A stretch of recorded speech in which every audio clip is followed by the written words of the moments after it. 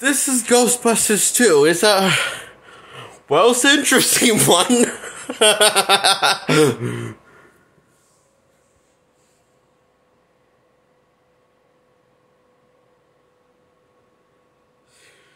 It's a better but worse in some ways compared to the predecessor of the first one. And in some ways it's good, in some ways not as good. It's a bit of a mixed bag of both worlds, you can say. It's a 5 out of 10 like the first one. Football's worse and better, for both better and worse. It is a movie.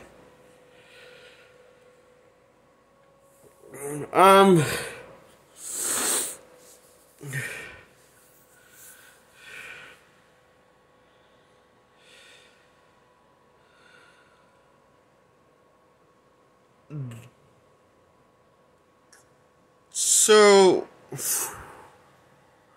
remember the first one opened up with a librarian onto the library?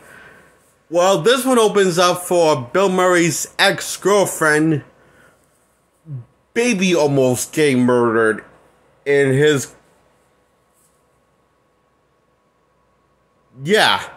on the highway. And a possessed baby carriage strolls down the street, a possessed baby thing that the baby is keeping the baby comforted, and is strolling down the street and out of the mother's control, and it starts trying to kill the baby. I'm not really sure if I should find this scene funny or scary, or how I'm supposed to... Yeah, so, there are many... There's some weird stuff like that, in this movie. They don't know how to feel. But some...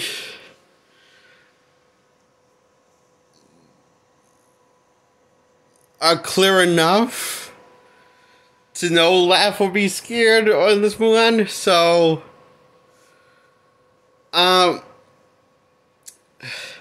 sometimes this is actually succeed at being funny compared to the first one of Ghostbusters. Well, the first one wasn't funny at all. This one actually has genuine funny scenes in it. Like, for example, the Ghostbusters are kind of retired, and now this showing up at kids' birthday parties, and even the kids think they're a fucking joke. And sick of them, and don't believe that they are whatever they did was the opposite of bullshit. And so,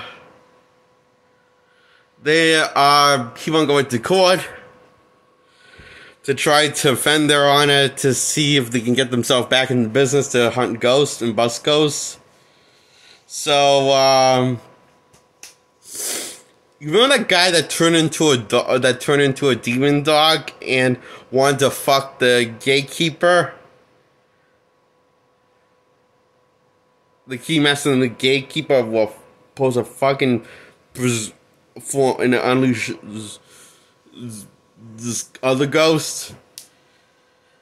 Well, he's back, and in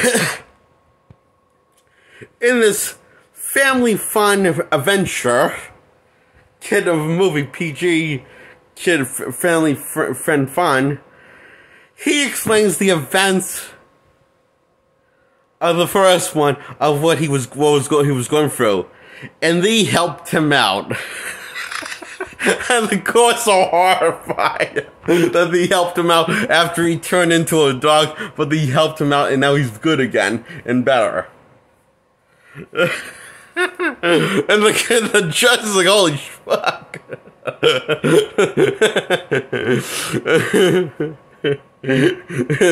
And Neon actually says, we're screwed.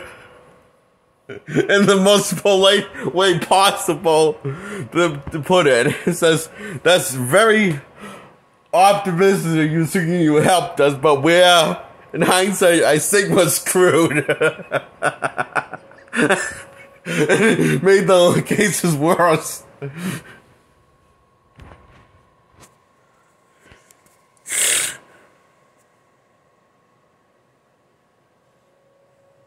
So yeah, Neon is the best part of this movie. He doesn't, he's brutally honest, he doesn't see any good can come out of this. How this is not going to end well for them. Good. So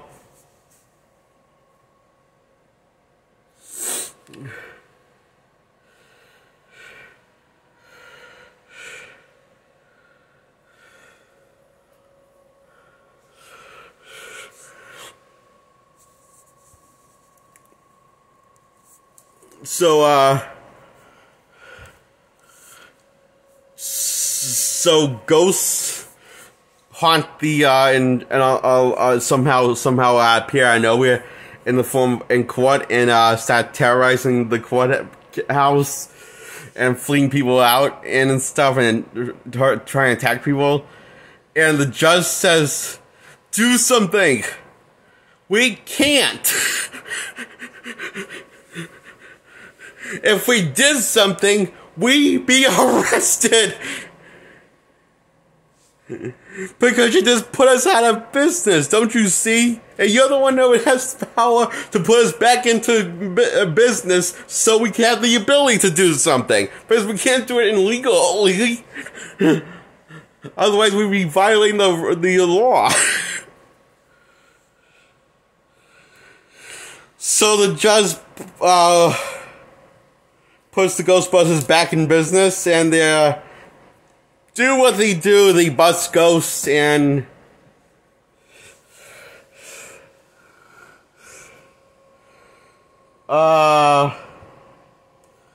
put them in the ghost catcher and stuff. So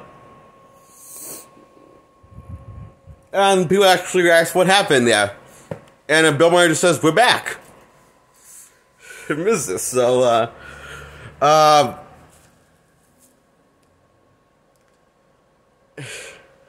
instead of that classic Ghostbusters theme song we got from the first one, and also the opening intro, we get the Ghostbusters 2 forgettable theme song that was made for the Ghostbusters 2 movie.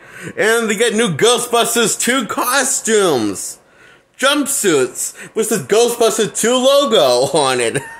Because we have to market this thing for children to get the new Ghostbusters costumes and merchandise everywhere.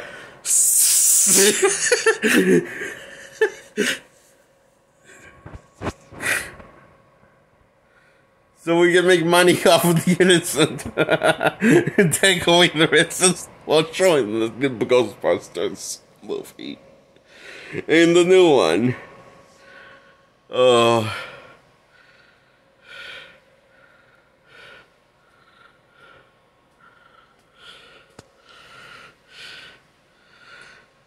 So yeah, the busting goes in a montage while getting new Ghostbusters costume and the new Ghostbusters 2 mobile. Even they got a paint job for the new vehicle to advertise for the Ghostbusters 2 business. And they got a new logo for the Ghostbusters headquarters that suggests this is Ghostbusters 2 logo. By having the ghost doing a 2 symbol. Also the peace sign.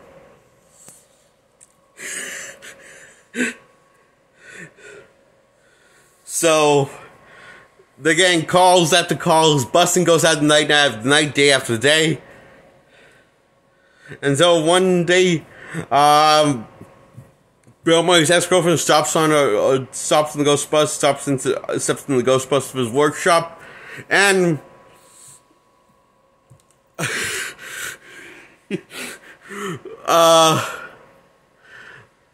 Neon actually just takes his scans to make sure she's not possessed and about to turn into a dog again, looking for the gatekeeper, because looking for Bill Murray as a character is strange enough on its own. And, well, she's talking about Ghost, and again. And turns out she's clean. And so, they're on her case to protect this baby, which ties into another case about this painting haunting the sky that sees the painting move. And they're all in sync with the same case as each other. A haunted painting wants a baby.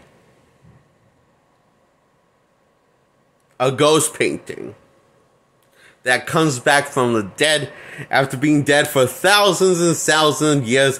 For some reason, choose this baby because he was the perfect one, I guess, or he was just too cute not to pass on.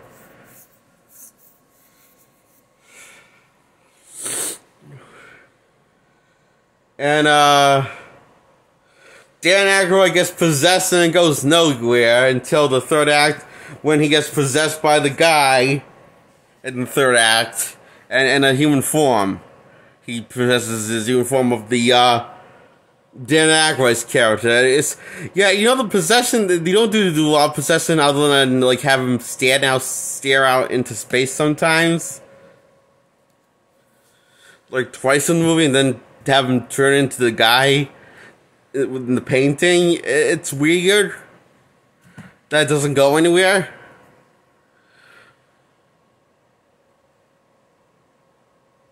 So that couldn't go anywhere because I'm guessing because it was too scary for kids to see that something like that to go somewhere. But blowjobs are okay. Yeah, don't say I forgot about the first one when Dan Aykroyd was suffering a blowjob from a ghost that was horny for him. And I creeped into his bed in the middle of the night and he started orgasming. And he was clearly enjoying it. So wait, a possessed person is too much for kids. But blowjobs are okay, and two people fucking out, they turn into dogs. And I'm referencing that into the sequel.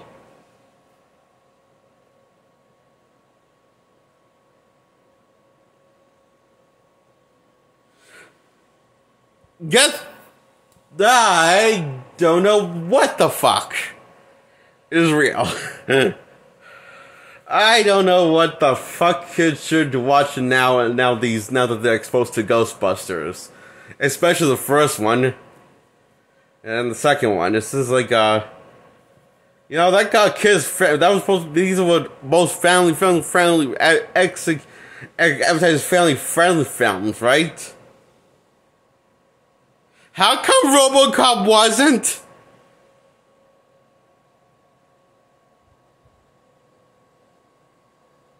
Not saying that won't take away your kid's innocence, but this won't keep a kid innocent either, these movies. Ghostbusters and Ghostbusters 2. They're not exactly innocent movies.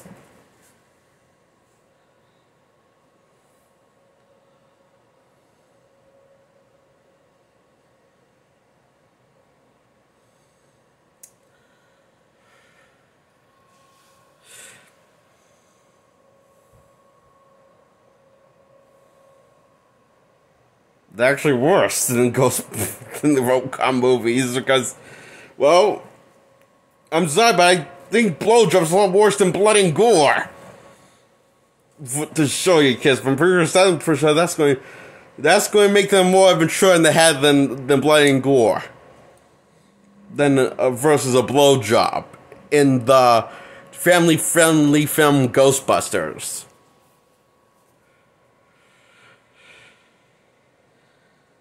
Yep. It is Ghostbusters franchise.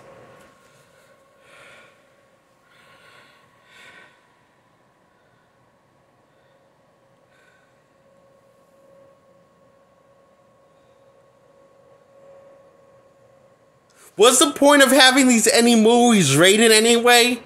or show's rating anyway? What's the point of having sense? I'm sorry, but I'm gonna stop it. I gotta stop this. See, this is what I'm talking about. The rating system doesn't matter because in censoring movies don't matter because I have noticed that the more content and adult stuff is more family friendly, innocent fun than the half of the shit you put in kids' children's programming is in movies. So why do you have it?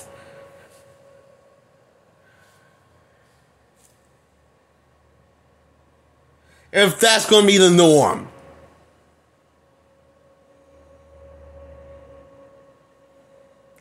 I suggest we go back to the old ways and not have the movies give a movie a rating if this for the censoring, because we clearly, as human beings, are dense and retarded and inconsistent at it.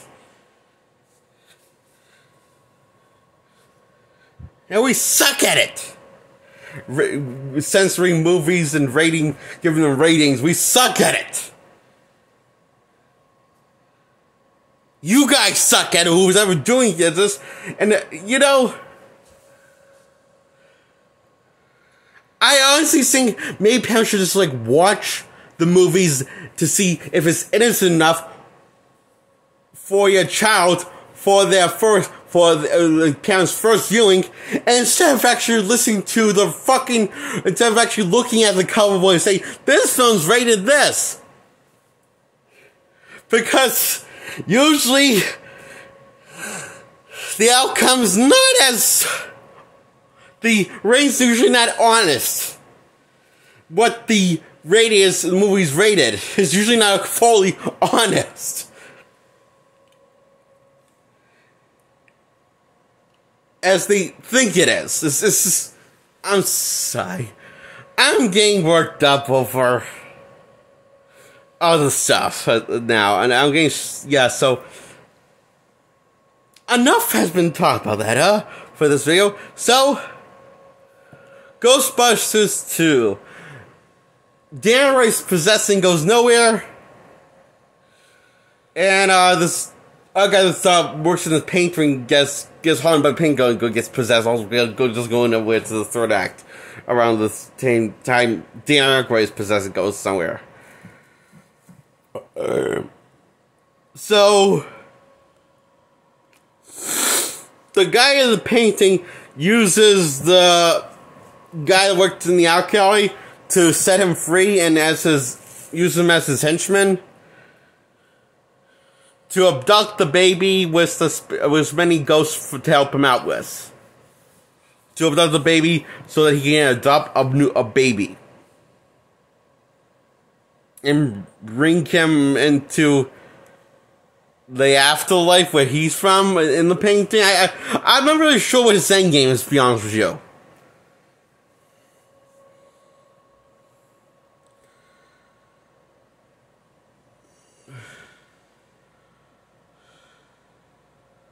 And it suggests that the baby may be Bill Murray's baby, but we're not really ever don't get a solid answer in the movie. You know, it's definitely his ex's baby. So it's oh boy. So Bill Murray bonds the baby and starts playing with it, and Neon starts experimenting and sleeping and telling stories and singing songs with this pink goop jello that is alive. Apparently, if you comment or insult it, it will react off and feed off of it. The comments and insults. And Dan Aykroyd's doing all those things except sleeping with it. That's all Neon doing. And it's part of their experiments to run tests on it. So, okay, this is a little disturbing that you're sleeping with it. Neon,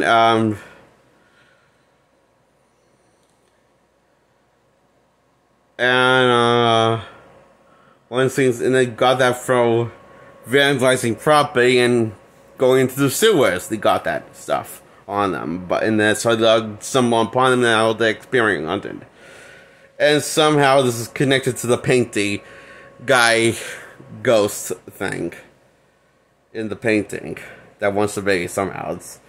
It's not very clear that what we're going with this. But it's something.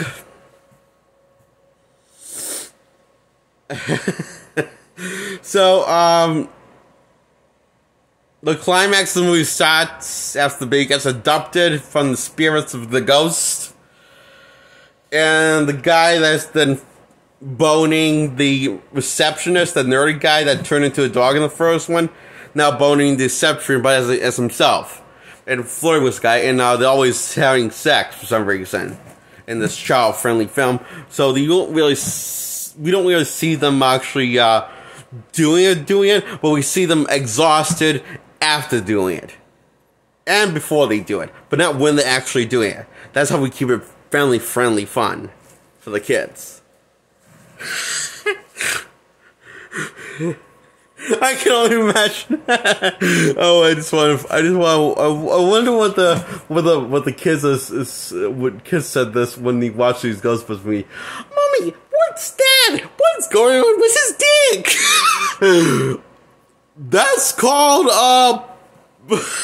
imagine the kids what going on is asking what a blowjob is, and they don't know what's going on with Dan Aykroyd's erection. The dick, because they don't know what erection is. And imagine these asking the parents, Mommy, Daddy, what's going on there? What's that ghost doing to Dan Aykroyd? Why is he making those sounds in his bed? Because he's having a blowjob. I can imagine it's very difficult for the parents to explain this. Or maybe they just come out and say it. I don't know. I just imagine that'd be funny. And it's and the kids who haven't seen the first one, the first one, I'll probably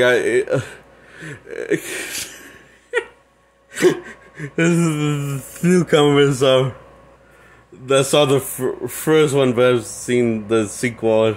I read out the kids lectures to say watching the sequel was wondering what the heck is going on with these characters. And the parents had to explain it to them. And take away their innocence as to explain what sex is and blowjobs after seeing these movies. Oh, take away explain kids explaining a sex to kids must be fun, parents everywhere.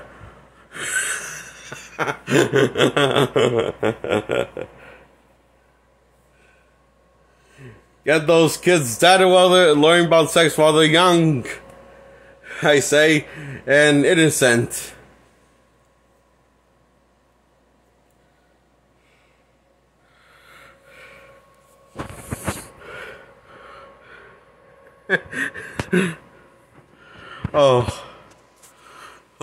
I cracked myself up.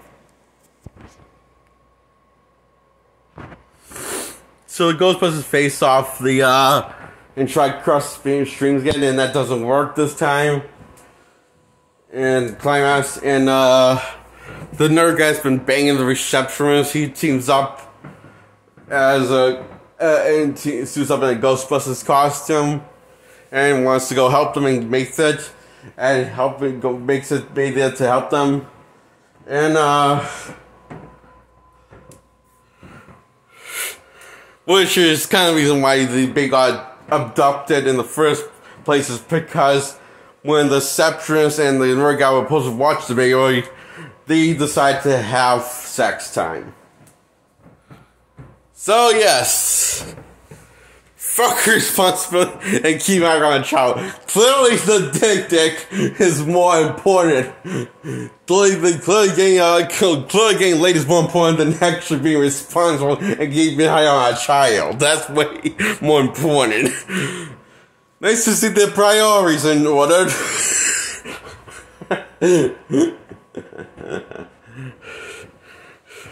And by the time they realize the baby's gone, and out of the window, and got abducted out of the window, while being crawled out the window, and then got abducted up by a ghost out the window. They realize it's too late, the baby's gone. Once they were finished. Those responsible babysitters. They probably didn't tell them that they fucked up. The parent of that child, which they don't. He comes to be a backup and does absolutely nothing useful except blast the proton at the shield. When the Ghostbusters are already getting the asses handed to them. So Bill Murray decides to insult the ghost with insults. And that just makes them more and more, that has caused more trouble for them.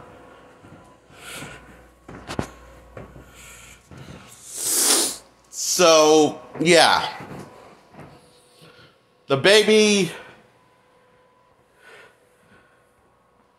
gets free with the power of people cheering and singing the New Year's sing-song on New Year's Eve after the ball has dropped.